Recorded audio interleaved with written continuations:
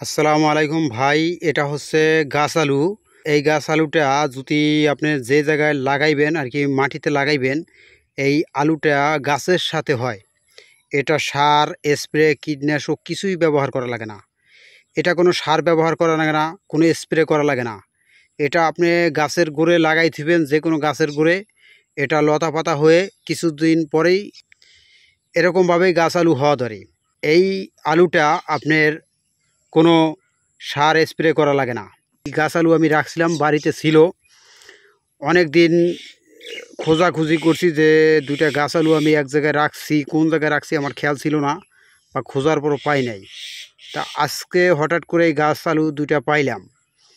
তখন দেখলাম যে পোট হয়ে গেছে, মানে বাড়ির ভিতরেই এক জায়গায় ছিল, কিন্তু গ্যাস হয়ে গেছে। এই যে একটা গাছের মতন হয়ে গেছে, গ্যাসের মতন হয়ে গেছে।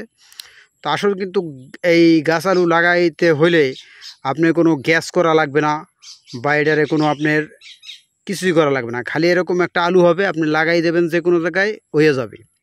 আর গাছের সাথে বাওয়াই দিলেই হয়ে যাবে। তো গাছ আলু লাগানোর সুযোগ সুবিধা কি, এটা আপনাদেরকে জানাই দিই। এই গাছ আলুর জন্য আপনি কোনো জাংলা করা লাগবে না। আর এই গাছ আলু এটা তরকারি খাওয়া যায়, এমনকি আপনার পুরগাও খাওয়া যায়।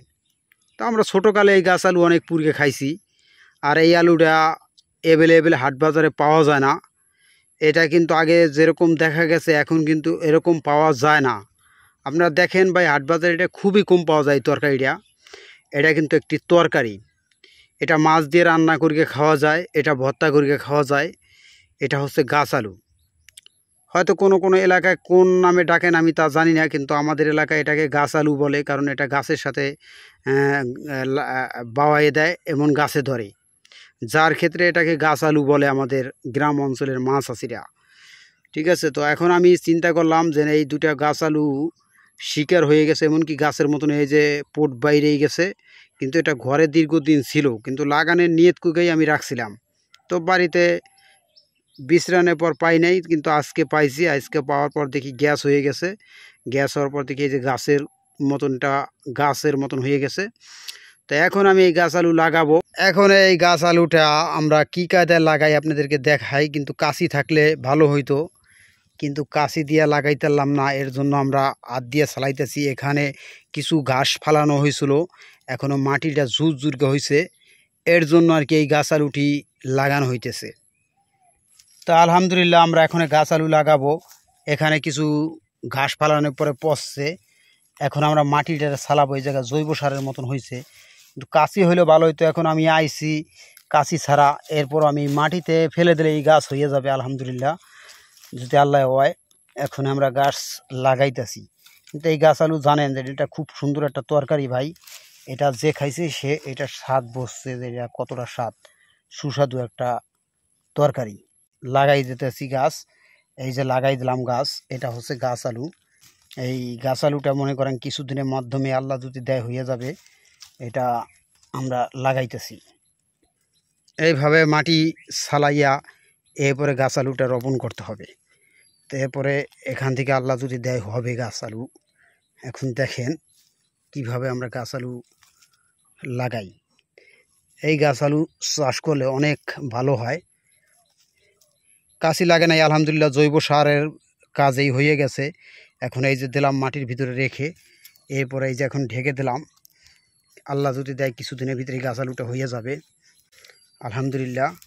এইভাবে আপনারাও পারেন গাছ আলু চাষ করতে। এই মাটির তলে থাকবে, এরপরে এই মাটি থেকে ফুটো হয়ে বের হয়ে যাবে গাছ আল্লাহ যদি দেয়। এখন এই যে একটা আছে, এইটাও লাগাবো আলহামদুলিল্লাহ এই গাছ আলু। এভাবে বিভিন্ন গাছের সাথে আপনারা গাছ আলু চাষ করতে পারেন। গাছ আলুতে খরচা নাই বেশি একটা, এইভাবে গাছের বুকলে রেখে দিলেই গাছ আলু হয়ে যায়। তো আপনারা গাছ আলু চাষ করেন। এই কৃষিকাজকে যত ভালোবাসবেন আমি মনে করি ভালো। তো এইভাবে যদি সবাই গাছ আলু চাষ করেন, তাহলে আবার সেই হাট বাজারে অ্যাভেলেবেল গাছ আলু পাওয়া যাবে। তো জানেন যে কিছু কিছু জিনিস আমাদের থেকে হারিয়ে যাইতেছে, যেমন এই যে গাছ আলুটা ছোটোকালে যেরকম হাট বাজারে দেখা গেছে, এখনও তেমন একটা দেখা যায় না, খুব কমে গেছে এই হালুডিটা। কারণ এই গাছ আলু যে চাষ, এটা কিন্তু আপনার কোনো জানলা লাগে না, কোনো জমি লাগে না, যে কোনো একটা গাছের সাথেই এইভাবে রাখলেই লাগাই রাখলে এই যেই গাছের সাথে হয়ে যাবে। তো এর থেকে আর কোনো শান্তির হালরি নাই ভাই। এই গাছ আলু কিন্তু এখনও মোটামুটি হাট বাজারে নিলে ভালো বিক্রি হয়। আপনারা জানেন যে এই কিছু কিছু জিনিস আছে আমাদের কাছ থেকে হারিয়ে যাইতেছে, এই জিনিসগুলো আবার ফিরে পাওয়ার জন্য চেষ্টা করি সবাই মিলিয়া।